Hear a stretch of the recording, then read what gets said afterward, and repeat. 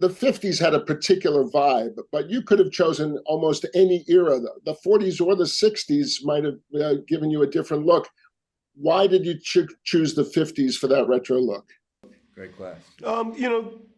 There's something particular. I mean, the 60s has certain associations, as does the 40s, a kind of post-war, whatever. But like the 50s is where this optimistic American dream was birthed, it feels like to us, or at least in our collective imagination and culture. It's the era of kind of salesmen and white picket fences, and there is something about, and maybe that's just what we were sold, or what we've been told, or what the Hayes Act gave us. But like, at the end of the day, there is something about the 50s that is deeply American in a way. I don't know what to say. There's something about it that felt representative of kind of we're living in its wake a little bit right now, or we've been for a while.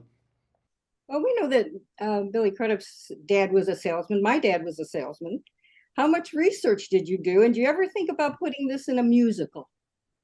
It occurred to us at one point as we were shooting that so many of the actors in our brilliant cast have tremendous musical talent. Yeah, they're all... and have done singing and dancing on Broadway, and you get to thinking. But in terms of research about salesmen, one of the places, obviously the Maisel brothers' brilliant film, Salesman, is to us one of the great American documents. And we really got into watching these training videos. You can find them online. They would make training videos, say, for a kid trying to be a car salesman in the 1950s. And they were these very hokey reenactments where a kid would say to his boss, well, gee, you're telling me if I get Mrs. McKenna in the car her family's always dreamed of, I could make assistant manager one day? And there's this amazing, beautiful, innocent hopefulness that's also so heartbreaking to see. As you see a salesman who is both a deep believer in what they're selling, but also being absolutely ground up in the gears of our consumer culture. And we wanted to capture both sides of that, which we thought was the sort of tragic, iconic experience of living in America or living in the world under late capitalism. I mean, both my parents were kinds of salesmen, and well after we'd made the show, I was sitting with my mom and she was talking about how you can only sell something if you really believe it.